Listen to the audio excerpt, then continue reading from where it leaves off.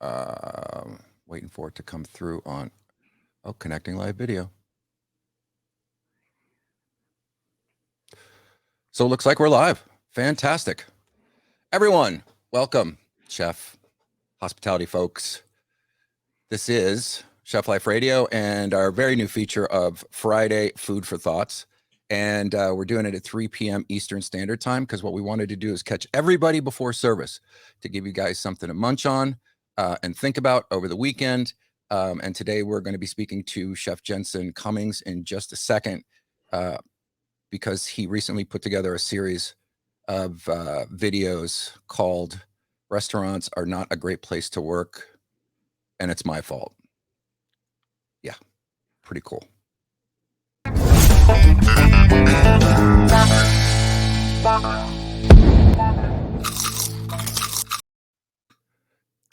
Oh, I like the intro. Look at that thing. It's the crunchy stuff, man. We have a motion graphic that kind of, I wanted it to look like a movie studio at the beginning, you know, Bad Right. Robot or one of those. So we have like a really simple one that like fades in and looks all cool. It was lovely. Yeah. You know, I dig it. That one's nice. I like the crunching sound. Well, it's weird what you can find on Twitch, right? Like I didn't even bumpers, stingers, what the fuck, man? Yeah. So I like you, I'm endlessly curious and inquisitive, and I know that this last 2 years for you have been a tear, shifting your entire lifestyle and not necessarily your focus, but shifting your focus into something a little bit different. So we want to get to that in a bit. Wait a second. Now I see.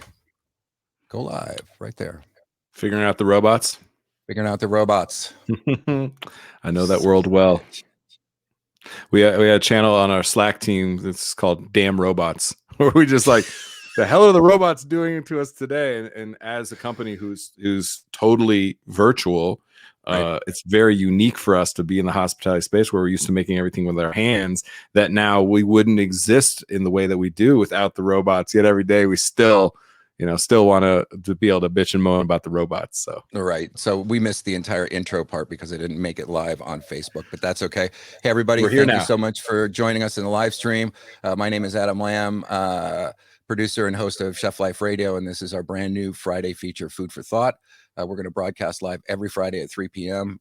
And I know you guys got a couple hours before service starts, so hopefully all your mise is set, your station's all organized, because we want to leave you with some really potent stuff to think about through the course of your weekend, because this is what I'm calling the great reset in the industry. For COVID broke all the rules, and this year is all about how we're going to move forward together. So I'm really tickled to bring on Chef Jensen Cummings, the producer and host of Best Served podcast. And first off, there's lots of hospitality oriented podcasts. There wasn't 5 years ago, but now there's a lot of them. And I was struck by just your title, Best Served, because your mission is really to be in service to the people in the hospitality industry. And so I say, huzzah, brother. Thanks.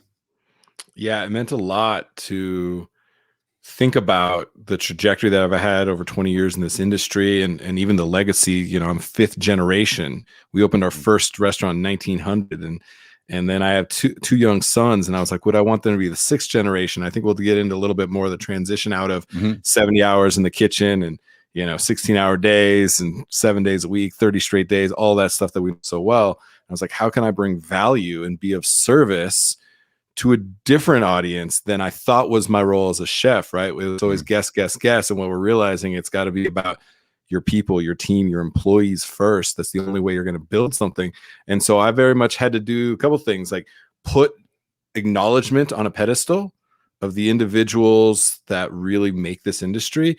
And I had to repent a little bit. I had to recognize my own culpability in the inequities of the industry. And so, restaurants are not a great place to work, and it's my fault, was a moment of reflection that turned into this like little mini series. But it's always been a thread that's at the core of this acknowledging others. And that means that we have to take our own medicine and think about self-hospitality, think about the team and the hospitality that we show to each other, because so often we leave it all out in the field. There's nothing left for us. And so it's grappling with some of those things. And I believe that is going to be what sets us on our path to create a better future for the industry. We spent a lot of time focused on the guest.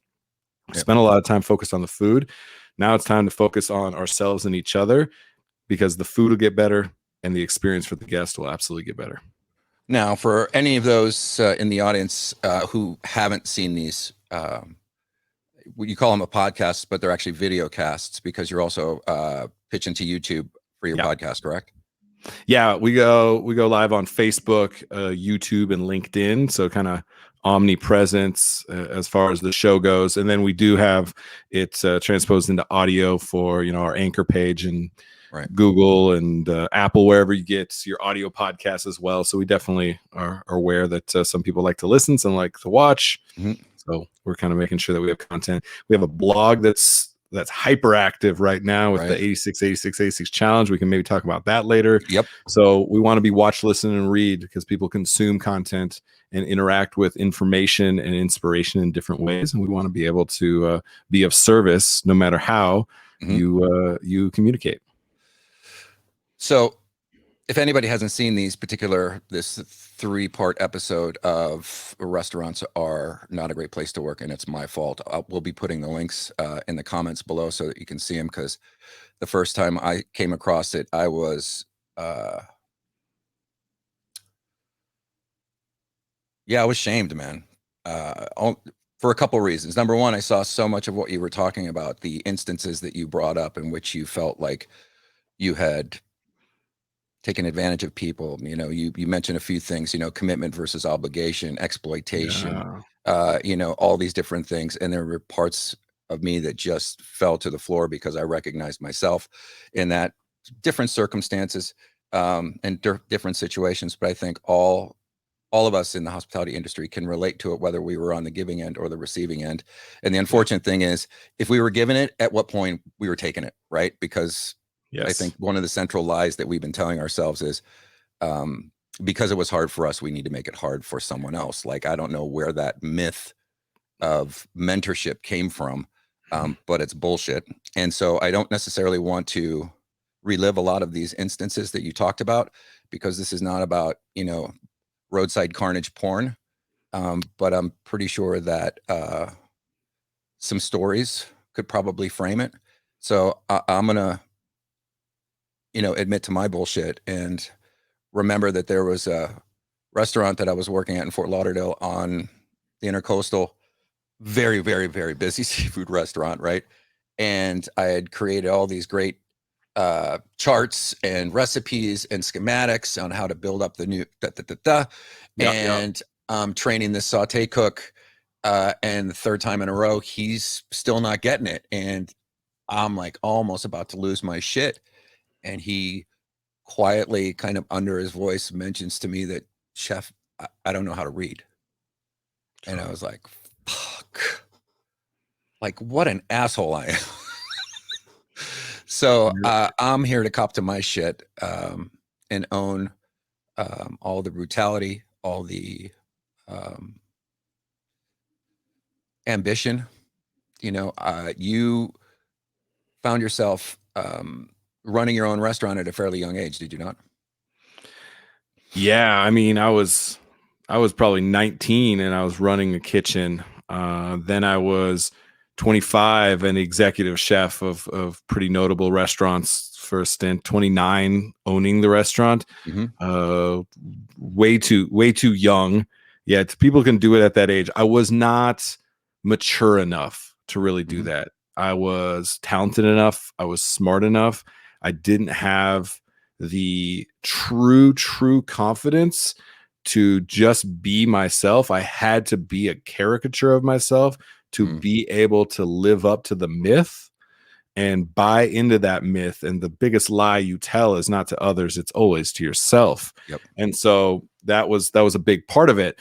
And because there's a little bit of, you mentioned it, because of this almost like Stockholm syndrome that we get, that you go from being the oppressed to the oppressor. Yes. That you either die a hero or you live long enough to become the villain. These are some of the things that I think about, where because we survived getting plates thrown at our head and we got better for it, we conflate the notion that we got better because of that treatment and abuse, both self and inflicted. Right. And the reality is we overcame it, and despite it, somehow got better. And so we connect to the abuse as the catalyst for our growth and our aspirations. And the reality is it's actually what was holding us back. Right. And so that's the thing that we have to reflect on.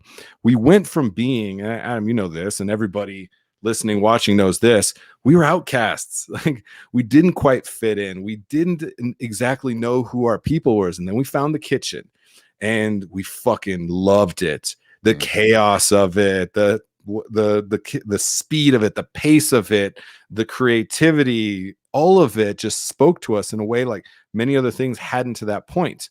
And so we were that, right? We're Bourdain's pirates on the pirate ship. Yep. And then we became the cool kids over the last 20 years. And I did not know how to handle that. I did not understand how all of a sudden people respected the work that I did to the degree that I remember going to parties with like athletes and you know, actors and stuff, and then being like, wow, you're a chef, that's really cool, it must be like this, like, you know, have you ever, you know, made somebody cry in the kitchen, like, and I was like, oh well, yeah, Shit, right. you know, like, it glorified a part of us that was not the truth of who we truly were. It was these blips of moments of insecurity that manifested themselves as these tirades. And so we didn't know how to handle it. I talk about this a lot when we jump the shark, right? A term in TV or entertainment when you basically have lost the plot, you've spun off your axis, right? There was a competition like March Madness bracketology of the hottest chefs in Denver. And I thought it was so fucking important that we were like rallying people to vote. And I was like, what the hell does that have to do with our love for food and experience and experiencing culture and people and travel and technique and all of those things? We spun off our axis to the point where we stopped understanding our core values, the things that we believed in. We started putting the chef so much on a pedestal that we forgot about everybody else. And I talk a lot about the chef-driven restaurant is one of the greatest things and worst things to happen to our industry. It was amazing because open kitchens and the relationship shifted, and guests were no longer just nameless, faceless assholes that had weird requests and sent back food. Now we could interact with them in a way. Now they saw who we were through our expression on the plate, in the glass. And that was amazing. It also meant that it created a lot of vulnerabilities where we had to live up to this false ego that we created for ourselves, this caricature that I call it. And then also it shifted the business model, right? Our kitchens got bigger and bigger and bigger and more expensive, and it put more pressure on the business. Then we had less and less money to pay our people. Right. And that created a downward cycle that now we went from being the outcast to being the cool kids to now we're the establishment. And we fucking hate it. And there's self-loathing in it. And you see it and feel it every day. Yep. And it's why I had to leave the kitchen, because I couldn't even recognize myself anymore. I didn't understand what I was doing. The food did not speak to me. It didn't make sense. I didn't understand what I was doing anymore. And I know a lot of people feel that. And so what's funny is we blame kids these days, big old air quotes, for not being as passionate, not as dedicated, not as this and that. The reality is, if you think a 22-year-old kid is the reason for the downfall of the industry, you could not be more wrong. We built this. They're the only chance we have for success if we start to actually listen and pay attention. And you know what? They're just smarter than us. They're calling bullshit on the culture that we created, that there no longer is that sense of belonging that galvanizes them. We just romanticize our past successes and don't acknowledge the failures that we had along the way and the reality of the industry now. And if you don't think they're exactly like you, if you're trying to create that generational gap, you could not be more wrong, because you know what? Now we're the establishment and they don't want anything to do with the establishment, just like we didn't when the establishment was a cubicle 9-to-5 suit and tie job. And we have to recognize that and do something about that, because that is the actual problem. Everything else, labor shortages and stuff, that's just a culture issue at mass scale. And that is just a blame game that there are no winners. Yeah, we are completely aligned in the fact that, this is not a labor problem, it's a culture problem. And we'll also get into the fact that you've created a media company because you're clear that we've abdicated our responsibility of telling our stories to big media, which is why, Gordon Ramsay is still hot TV, even now, shaming complete fucking adults in their own fucking place of business. And I'm like, fuck that bullshit. Now, I'm the first one to admit that there was a time where myself and a compatriot used to sit there on the smoke dock at the end of the day and say to one another, it's not a day unless someone cried.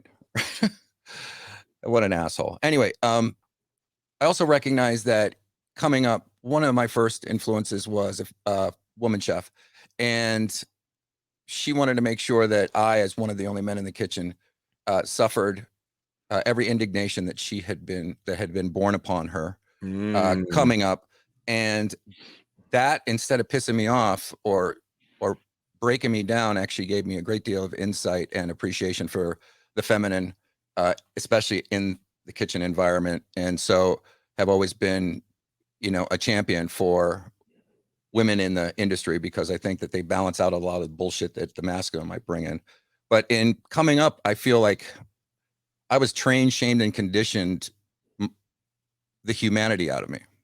Like, I had to learn not how to be a truly feeling connected human being to others, because there was this plate that overtook my objective.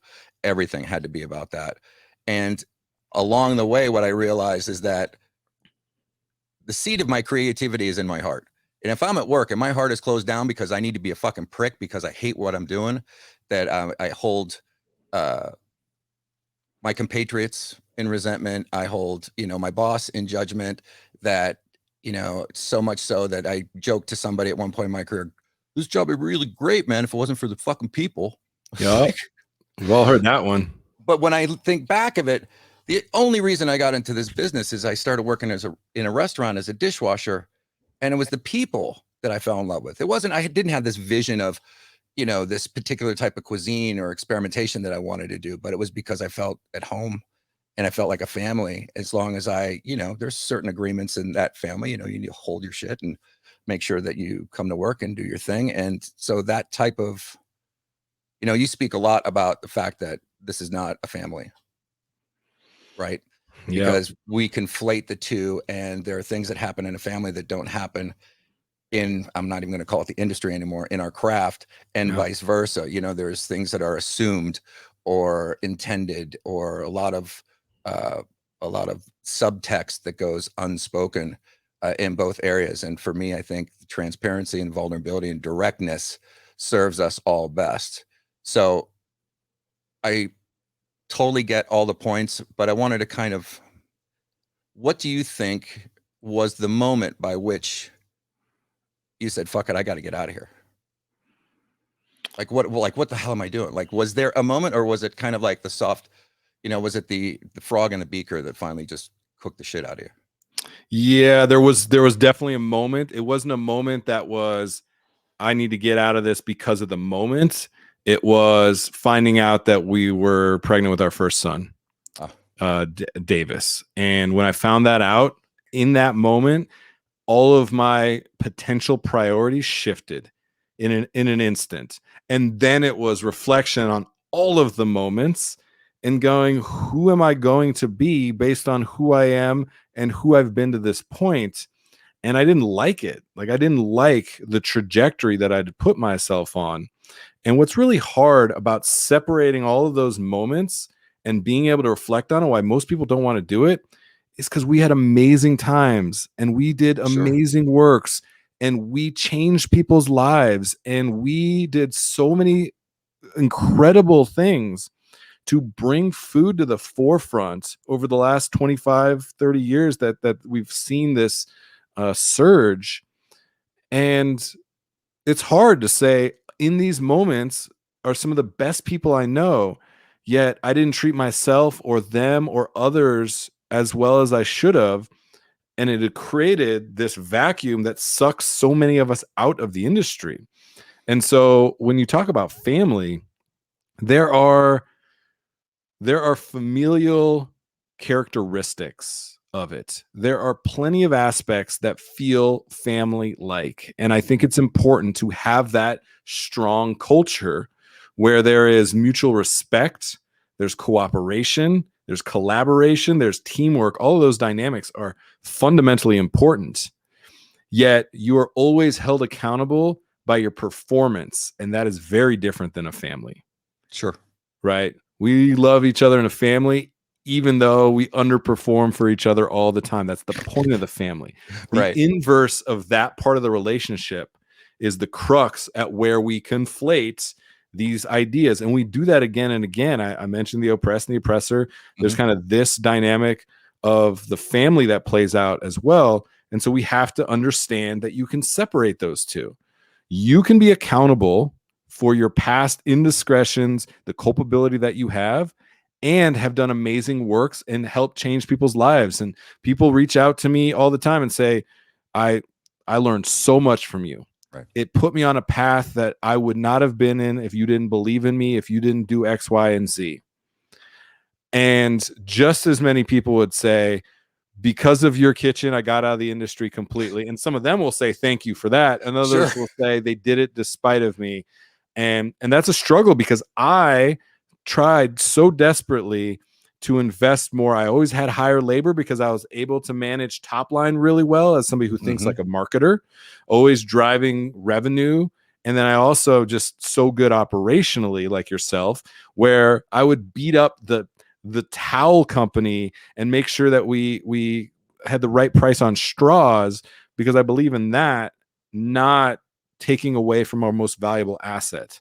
And when you think about the people, right, it's the people. It always has been, it always will be, it always should have been. We forget about it sometimes. What's very unique though about the restaurant industry, they call it, we're in the people business. I'm a people person. Right. The reality is every business is a people business. I don't care if you make fling flangs or metal sprockets. The people are involved. What's unique about our industry is we're in the relationship business. And the relationship business was never built by a product or service ever, never will be. The product and service purely creates the circumstance, the space, bringing like-minded people together, right? It creates the opportunity. People will and will always be the catalyst for relationships. When you start to understand that and shift your mindset away from this scarcity, cut and control mindset into growth and abundance mindset, you recognize that people are not your highest cost of direct labor. Your people are your best investment, the strongest, most valuable asset that you have.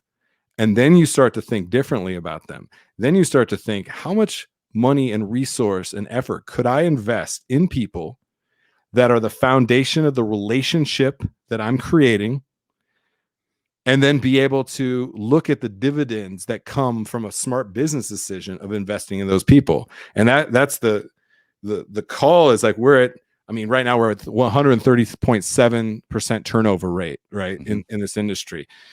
Pre-COVID, we're about 78.9.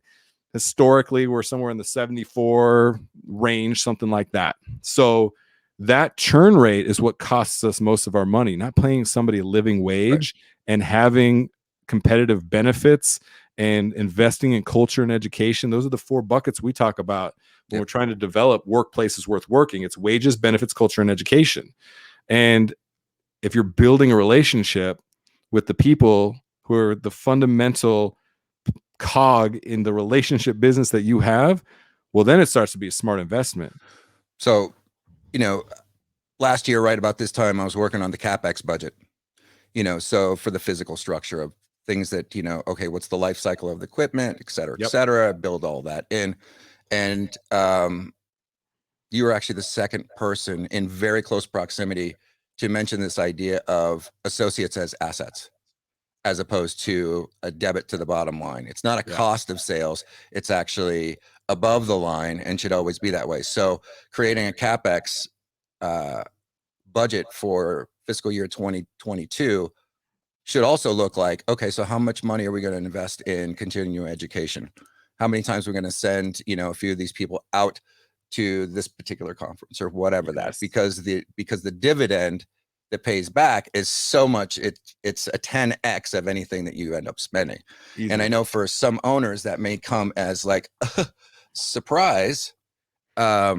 Completely fucking shocking, actually, Adam. Yeah. And counter to everything that we've been taught to believe. Sure. Because at some point, you know, I love COVID. Don't get me, I shouldn't say that. COVID has been a tragedy and there's been many people who've lost their lives. But one of the things I'm grateful for is that it stripped away any pretense at a lot of things. Governments, associations, to a certain extent, our civility to one another, as well as this idea of profit at all cost, expansion at all cost, model. I mean, we suspected that it didn't work, right? Like, at what point do the resources just run out? And everybody was just kind of like looking the other way. And I remember this one New Year's Eve, we got container after container after container after container of these enormous U10 scallops, perfectly sized in the container, dry pack. And I know the guy who sourced it. Yeah, props to Peter at Triar. But I thought to myself, how many scallops can actually be in the sea that they had to sort out to get these? And how many more exist? I was in the industry during the early 2000s when in Fort Lauderdale when swordfish crashed. And because it takes 6 to 7 years for swordfish to get large enough to actually start to spawn, they started catching smaller and smaller and smaller, exponential collapse of the population, price goes through the roof. And if it wasn't for the chefs getting together and saying, okay, first off, we can't afford to pay this. Second of all, the population has to come back. So we just all stopped buying it for about 6 months. And so the power of the dollar was enough for the vendors and the fishermen to go, well, you know, we better switch to something else. And within about 12 to 18 months, the population had bounced back. So there's this idea that we speak with the dollars. And so if we continue to, so even though we're in the hospitality industry, we also spend money in hospitality industries.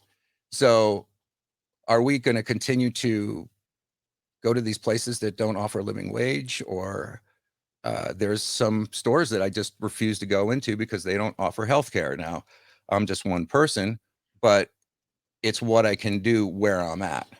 And so this is another topic that I wanted to get into with you, is that a lot of the conversations that you're having right now are very top line, conceptual. These are ownership conversations. And okay, so let me back up a second. One of the things that I so appreciated about the 3-part series is that you were taking responsibility for your actions, your thoughts, your misdeeds, or however you wanted to put it. And for too long, my experience has been my brothers and sisters all live in victimhood. So, not all of them, but some of them. Sure. You know, the caricature of the grumpy chef, and, you know, just going to sit around and bitch about this and bitch about that, but not really do anything to change their lives or their circumstance. And for the last 10 years, my focus has been on physical and mental well-being of my brothers and sisters. And I got to say, hey, nobody else is going to fucking fix this for you, man. You got to take responsibility for it. If you can't find a business that aligns with your values, then it's incumbent upon you to create it. So I think you did that, didn't you? We're trying. Let me put you on the spot right there. No, it's easier said than done. We just wanted to get back to the thing that's the thing behind the thing that's the real thing. Okay. And So what the real thing is, we are storytellers. One of the moments of reflection that I had, Adam, was I thought about what it is that I had done or accomplished, or the awards I'd won, all these things, what my love of food, what did it boil down to? What was the like lowest common denominator, the true core of this thing? And there were 2 ideas that came to me. One is this sense of belonging was one, and then it was communication. And I was like, you know what I realized was I, and almost all of us in this industry, we are pure communicators.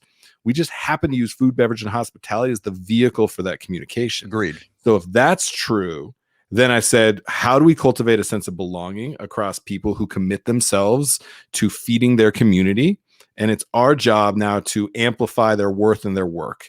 And the work side is challenging. The worth side is much, much harder because it feeds into the notion of self-hospitality, of mental health and physical health and financial health, things that we historically are shit at in this industry. And so, yeah, we created an entity that would no longer have us be beholden to anybody else to be able to communicate and be storytellers and shift the gatekeepers of who is anointed to be able to speak on behalf of an industry that's millions and millions of people strong, who all feel subjugated and not empowered. And so we shifted that narrative and we just said, let's start doing it. Right. So what I wanted to try to dive into is talk about some ways in which a chef, a sous chef, first cook, an owner might be watching this and think to themselves, you know what? I'm fucking culpable too. And we're not asking them to, get on a video and tell their story. It's enough that they know. And it wouldn't surprise me if this video doesn't get a whole lot of comments and likes to it, because very often my experience has been the ones that hit home the hardest are the ones that, just stay there. But I know that there's going to be someone who's going to watch this and ask, okay, so what now? I'm not an owner. I don't necessarily can change the circumstance with which I'm in, but I so desperately want to feel better about what I'm doing and where I'm at. And how can I start to shift the energy by my way of being right now where I'm at? Yeah, I'll go at that from a couple different audiences Please. to what you're speaking to. If you are a dishwasher, a line cook, a prep cook, a server, a bartender, somebody who's in the trenches, so to speak, the two places that I would go, one is to externalize that need and the other is to internalize the need that you have. You need to hold your employer, your potential employer, this industry accountable for a living wage, for benefits that make sure that they support your physical and mental health, that you are no longer in survival mode, in fight or flight, just to be able to pay your bills. And when you get to that place, the creativity, it's overwhelming how much the creativity comes to you, because you're so open now, because you no longer are holding on so tight to your ability just to survive. That's what you need to hold accountable. This industry will need to be able to fit that need, fill that need, to be able to survive. And so businesses that cannot do that will not survive this. And unfortunately, some of my friends should not survive, because if you cannot feed that simple need for people to be able to provide for themselves, then you need to figure out a different business model. And we work on that. Here's the other thing. When I talk about action, like, we are shifting P&Ls to be rebuilt in a way that actually feeds into how we do business. To your point, like, your employee investment will always appreciate. Correct. It's the only asset you have within a restaurant that will always return higher dividends the more you invest in it. Not your equipment, not your FF&E, any of it, not your food product, none of it. Only your people, the more you invest in them, will return and yield higher and higher. Right. So we do that. We also work on HR policy and procedures, because we just didn't like what everyone else was doing. We're like, there's no fucking humanity in human resources. What are we doing here? And so we are pulling the thread all the way through to very actionable things that businesses are doing. You need to make sure that businesses are doing that. Don't feel like, well, I know it's a tough margin game. It is. And we need to work on that part of it. Yet it is not your responsibility, 22-year-old, 23-year-old, 36-year-old, for the business to be able to be a properly balanced business that is equitable, profitable, and sustainable. You need to make sure that you're in a strong position. So that's one piece that you need to take care of. The other is you need to tell your story. We need to start understanding that our story is our brand. It is who we are. It's the expression of who we are. And so we talk a lot about storytelling. We're very focused on that now. And can you tell, like, what's your mission? Are you a cook? Are you out there? Are you focused on seafood? Do you love the sea? Do you want to make sure and bring that sore-fed population back? Do you want to be a steward for your culture and your community? Then your ability to tell that story is important. We need to stop selling food, start telling stories. The food is just the proof that you are who you say you are. And your ability to tell that story to yourself, to each other, and at large is going to make you feel better, become a better teammate, and have higher value. Those are the two things I would say. Anybody at the line level, those are the two things I want you to do. And when you say tell your story, I mean, it's simple as reaching in your back pocket and getting your phone. I'm holding up my phone right now. You got a supercomputer in your phone. Just Right. start telling your story anywhere. A TikTok video, an Instagram, a Facebook post, a LinkedIn post. Tell your story because it matters, because it's going to reflect on who you are, where you've been, where you want to go. And there's people out there that are going to resonate with that and feel your story. And one thing I would add to that is static images, you know, that's okay. But what was really compelling is a video, people telling their stories, people, you know, take a short video of everybody on the line having fun as they're trying to set up their station. The chefs and operators that are, you know, bemoaning the fact that there's nobody coming to apply for their open positions. You know, you can either sit back on your hands and wait for the HR department, whose name should really be, you know, legal compliance, because that's what they've evolved into. And there's no humanity in human resources anymore that I've seen, with few exceptions. But the other thing is, stop letting big media co-opt our story. Yeah. Like, we have stories to tell, and they're incredibly compelling and moving, but it's got to be more than just a picture of your plated food. Yeah, nobody gives a shit about your burger. Nobody cares. Nobody wants to see that. I mean, some of it is pretty, but how much fucking food porn can you actually fucking scroll through in a goddamn day?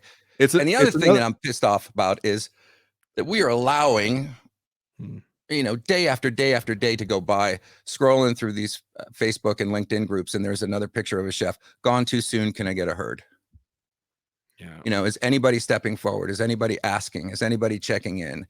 There are resources now that blow me the fuck away that weren't around, you know, when I started this podcast, 7 years ago. None of this shit existed. Now it's the Burnt Chef Project. There's the coalition that we're involved with, Not 9 to 5, Best Served. All these organizations are focused on the health and well-being of you. Yeah. But, you know, here's the doorway, here's the offer. I spoke to Patrick Mulvaney and recorded an episode with him. Thank you very much, Jensen. It's fucking awesome. He's so cool, man. After an hour speaking with him, I felt like I'd known him for 20 years, you know, with the I Got Your Back project. And I don't want to make this conversation about that, but they're all so interrelated when you're talking about, yeah, you know, the humanity and hospitality and turning it inward towards our staff. And I think it's beholding to us to take really, really, really good care of those who are next to us with what we have in the moment. I mean, so we don't necessarily have more income with that, but you can open up your heart and be connected to these people and be endlessly curious and ask questions so that they feel like they may not necessarily, they have a voice. You know, there's the stakeholder who's always going to need to make the decisions, but to be brought into a conversation and ask, well, what do you think? I mean, that's a pretty courageous step to take. And if we as individuals are not about our own work, you know, you had that moment where you're like, shit, I'm going to be a father. Now, again, I have to be really chagrined because, you know, I had 3 children or have 3 children. And that never stopped me from burning the candle at both ends and trying to, you know, be at the apex of the mountain and, you know, being really good at what you do and having people around you that enable you is a really, really bad situation, because they'll enable you until it starts to affect the bottom line. And then it's like, yeah, we got to make a change here. Yep. So I would Yeah, just it's a like, self-fulfilling prophecy in that way. You are bedfellows until the end, except you're the one that's always expendable. So how much is that like a family? And I think there's an interesting couple things to unpack from what you just said. please. As far as the businesses goes, to kind of speak to the owner Right. operator, the first thing that you have to stop doing is trying to attack one line item at a time and say, where's the money going to come from to be able to invest in these things? You have to strip the whole thing away, take away all the preconceived notions about the industry standards, because they don't work. They do not work for you at large. And so we have to reimagine that part of it. And so there's a couple things that happen there when you start to not be like, well, my labor was this, and if I invest this, it's now this. Yes, but what is your turnover rate? Where on your P&L does it talk about turnover rate? Does it talk about the cost of acquisition Correct. for new talent? Does it talk about increased food waste because of lack of consistency at a high turnover rate and the cost that that has? Where are you accounting for repeat business? Because we know that if you have a consistent staff, you create regulars. Where are you accounting for that? Where are you accounting for diminished check averages because of a lack of consistency in employees? And you take all that cost, the money is there. I mean, a restaurant, the numbers that we run for small scale to mid scale, you're talking about $125,000 to $250,000 for one location of just cost of churn rate. Your money's right there. And understanding that is a really big step for them to be able to take. The other side is we have to raise prices. We have to right size prices. We as a country are in the bottom three of spending on food as a percentage of income than any other industrial nation. We're the worst, the second worst, or third worst, depending on the time and some of the numbers. We don't value food enough. Yet what we do value is story. And I always point to Rob Walker. New York Times Magazine did this kind of this social experiment where himself and some other writers bought a whole bunch of completely useless knickknacks on eBay, wrote amazingly compelling stories around them, and did 6,400x their money. They took a little like horse head is the one that I remember, this tiny little like horse head thing that cost them less than $1 and sold it for 60. And food and beverage hospitality has the opportunity to tell that story. So when I say that nobody cares about your burger, they care about the person cooking the burger. They care about the legacy of what you're creating there. They want to know the name of the cow, a la Danny Meyer. Like that's what we need to be able to create. You start investing in that, because restaurants don't. We have the field of dreams mentality. If we make it, they will come. If we build it, if we plate it, they will come. And that's never been true. And it's never been less true than today, when we're so desperately wanting the stories and we're just putting up the food porn pictures, as you mentioned.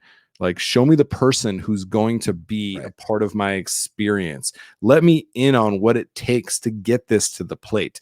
That is going to create your opportunity to drive top line revenue for higher pricing.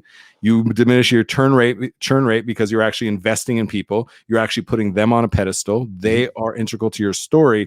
You shift the economics like that, Adam, so quickly, and that's what we're not paying attention to. I'll give you a great example. I spoke to Chef Connolly in St. Louis of Bull Rush, and he's got 30 seats. He called it an experiment, an art project, this restaurant that he's created.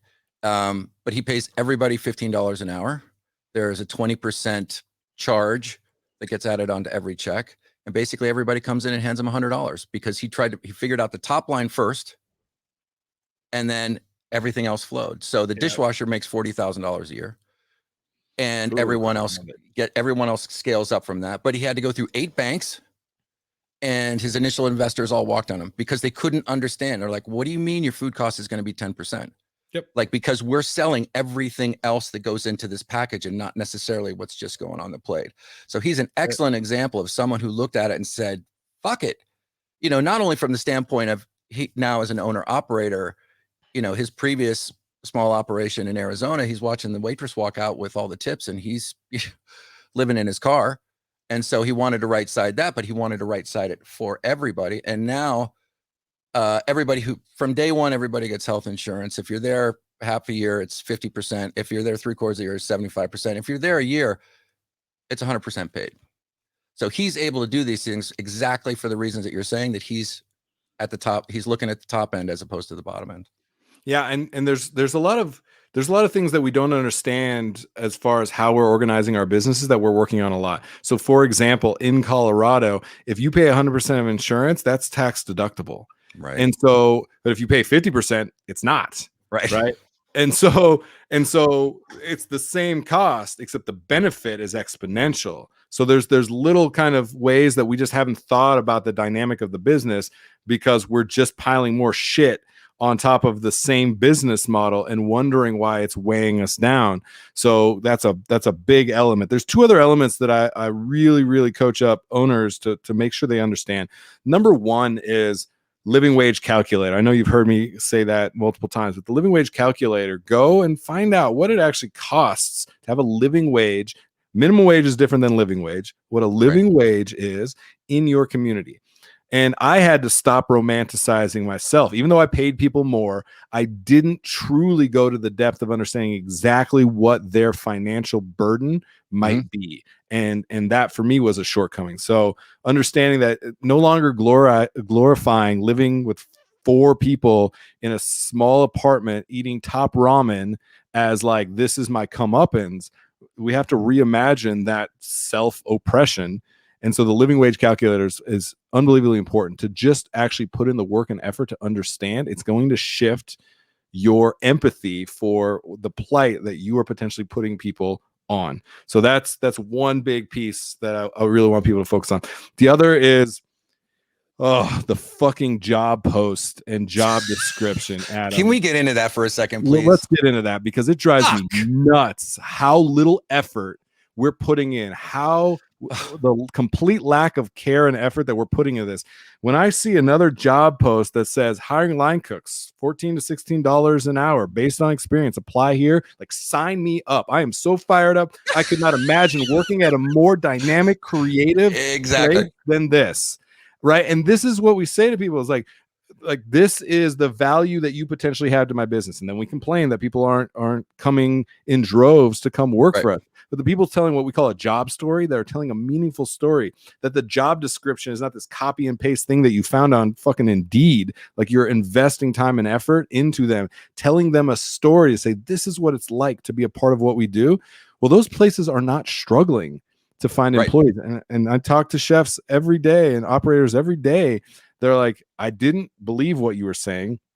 And then I wrote a post that was full of emotion and care and attention and truth. And 2 things happen. And this is fascinating to me. We call this internal marketing. Market to your team and market to what you stand for, because I believe that the external benefit of that is twofold. Number one, you will attract talent. You will retain talent because of all the steps you've taken to make the workplace worth working.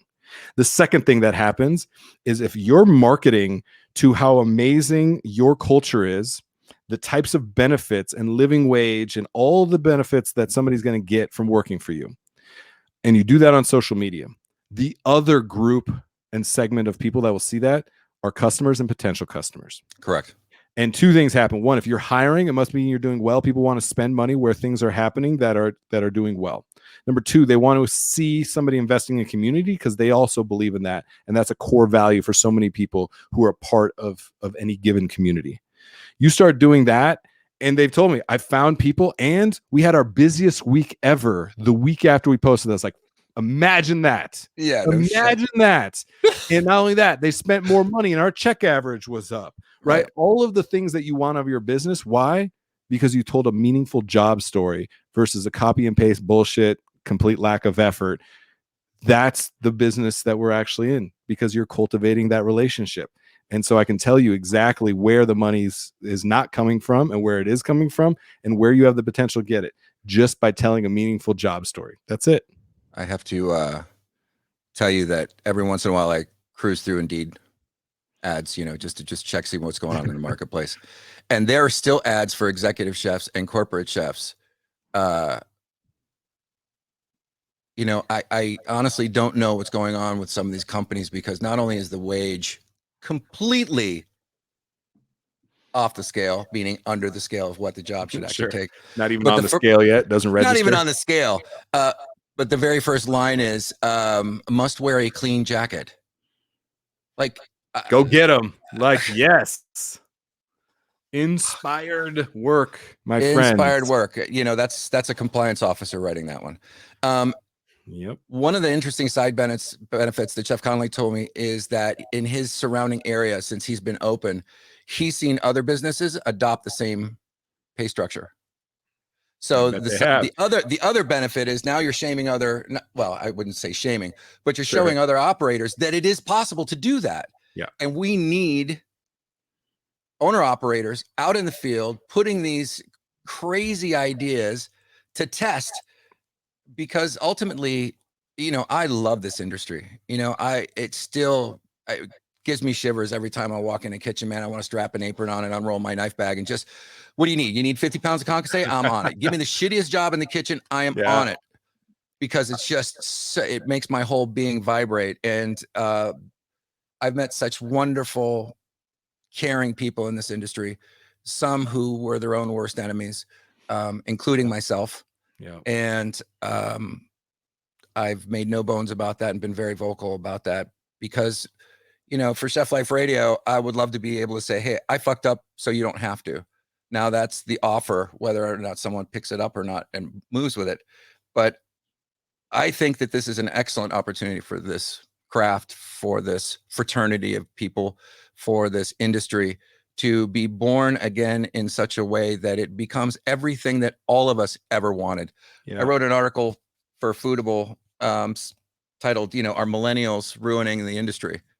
And in it, I posited that the only way they're ruining it is because they're shaming us to realize that all the things that they want were exactly the things that we wanted. We never thought it was ever possible for us. So we just kind of shut up and just went along with the flow. But, you know, because they're walking out on a Friday night saying, done. Now all of a sudden it's what have we had it gone wrong all this time? And we've done some amazing things. You mentioned a lot about the 65-year-old line cook. Yeah. Right? The guy or lady who's getting ready to retire. And I started in the industry in 1986 in downtown Chicago, opening up Ditka's restaurant the year after the Bears won the Super Bowl. It was my very first executive sous chef job. 223 Ontario Street. Place was a mob scene. We were doing dishes in the parking lot. But there were several 65-year-old line cooks, and I'm thinking specifically of one who worked the broiler and under over, you know, one of those big, heavy drawered bastards. Oh, yeah. And the signature dish was 3 8-ounce pork chops. I don't know what the fuck anybody was thinking about. So this dude moved a lot of pork through that thing. No doubt. But him and when I transitioned to the executive chef of the very first hotel I ran in Fort Lauderdale, Florida, there was a 60-year-old butcher whose nickname was Jimmy the Butch. And both of these gentlemen really advocated for me. They saw something in me that that was worth working for. And so I think about them a lot and how they put themselves out for me. And in regards to Jimmy the Butch, after I took over as the executive chef of the hotel, I was told that I had to fire the pastry chef and phase out the butcher. Oh. And I went to him, I said, Jimmy, you know, they're coming for you and I can't stop them. And he looked at me and he said, that's all right. You did what you could. Thanks. And he walked away with his head held high, but I didn't, because I felt like I could have done more. I could have stood for him. You know, he's really one of the reasons why I won over with the other guy.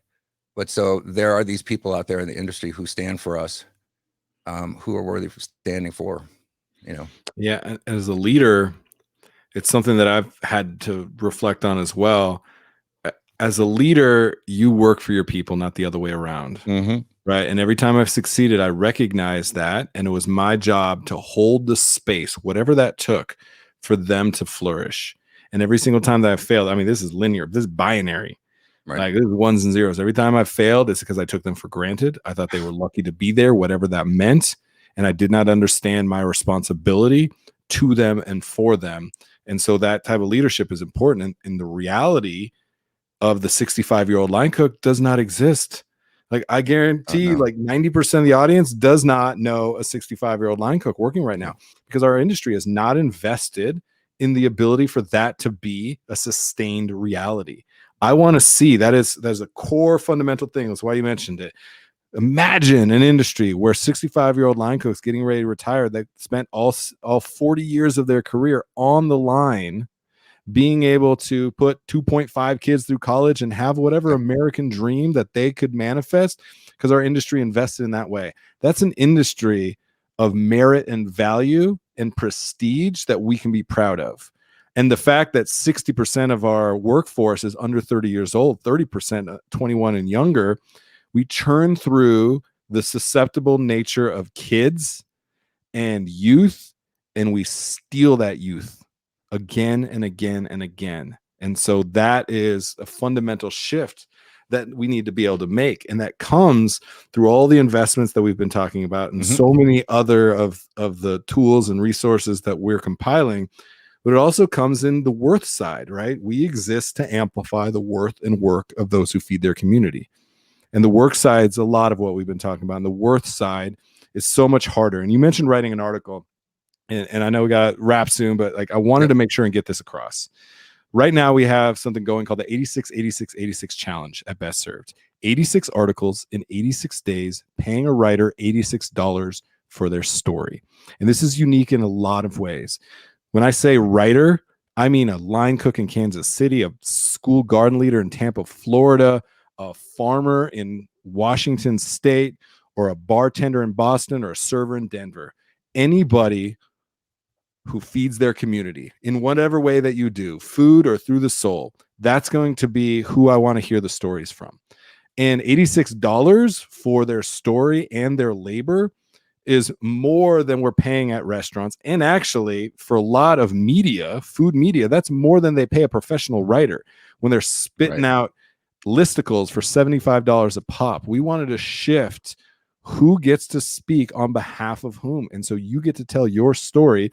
We've got sponsors that are believing that they don't need to just spend time and effort on the person who can buy their shit, but believe in the people who allow this opportunity to be what it is, this industry to be what it is. And the hardest part, though, Adam, is not the system and process. We're good at that. We figure out how to manage seconds and pennies and scale. Sure. Going and getting the money, I can charm the hell out of anybody and get them to believe in an idea. Imagine that, right? Surprise. You and go get that money. I can go get that money, no problem, right? The hardest part is when I reach out to somebody on social media, in a Facebook group, a Detroit restaurant workers group, who I'm just touched by the post or the comment that they made, or I'm compelled and moved by it or angered by it, whatever. I say, you have something worth saying. I would love for you to write an article, short, 250, 500 words, and we will publish that article and we will pay you for that article. They don't believe me, Adam. They don't believe that somebody would care enough to do that, that anybody would want to read that they have the ability to even put their truth to paper. And that's the hardest part of my job, is getting people to believe in their own worth, because we've been told you're just a cook, shut up, do the job, next plate up. You're only as good as that next plate up. And what we're saying is your story matters, your truth matters, and we will find a way to bring that to the people, because your story is their story. And they see you out there speaking your truth, it automatically empowers them to find their truth. And that's what we really want to do. And so that little challenge that we've put out for ourselves and for others, we're seeing the most amazing stories that I've read from somebody who's never been asked to be a part of their own story, never been asked to share in any way, shape, or form.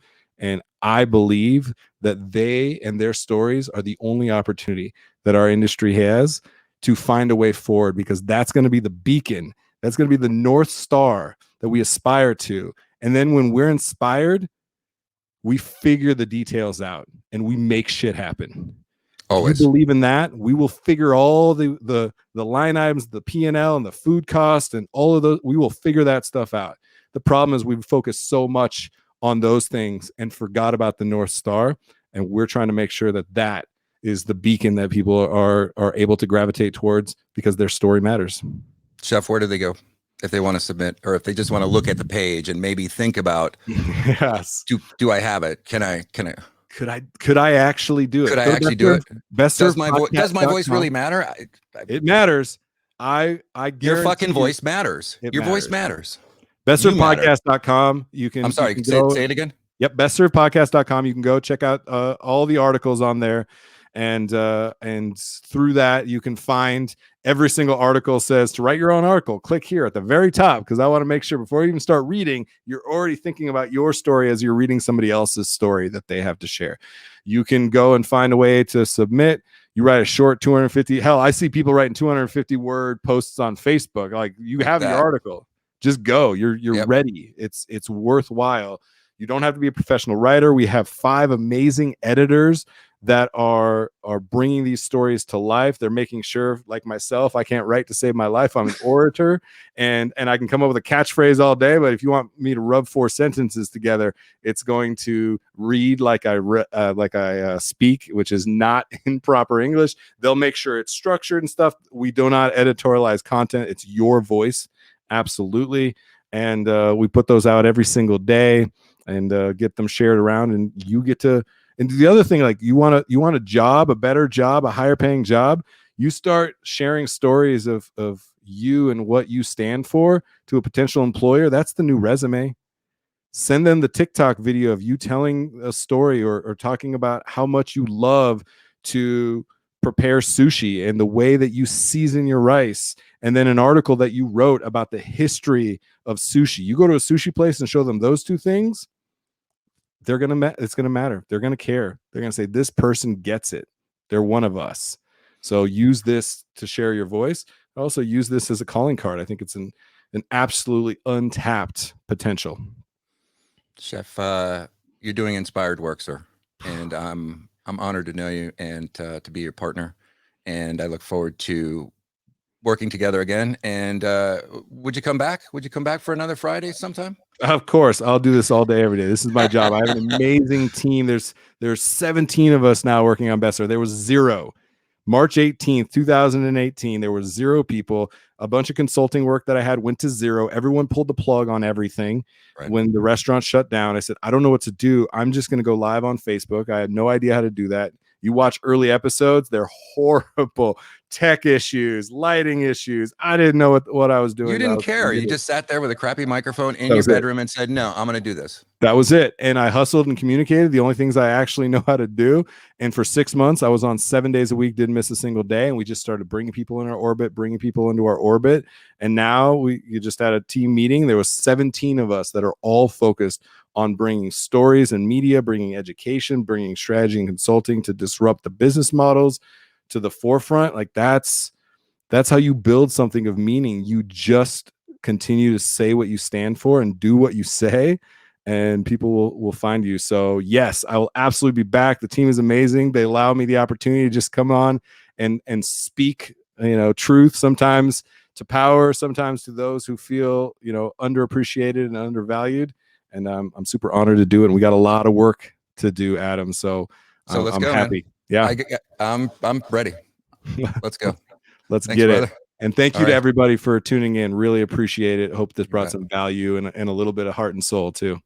And let us know in the comments, please, what inspired you, what triggered you, what you'd like to hear more about. I'll be going through there and adding lots of links over the next day or so. So thank you very much, Chef. Oh yeah, we need Adam to write a story too. I will. I'm going to do it. Listen, finally, I just wanted to say thanks very much for joining us. We'll see you next Friday, and every Friday they're up. Like I said, want to be able to give you something juicy to think about, to pause, take a deep breath right before you go into your shift. It's 4 o'clock. Still got another hour. Take your time. Be kind to yourself. Be kind to others. A closed heart makes bullshit food, man. So whatever you need to do to get in your heart and open it up, do so. Really appreciate the stand that you're taking. Really appreciate the fact that you're still in there, still in the fight, still in the grind. Thank you for what you do. Stay tall and frosty. We'll see you next week.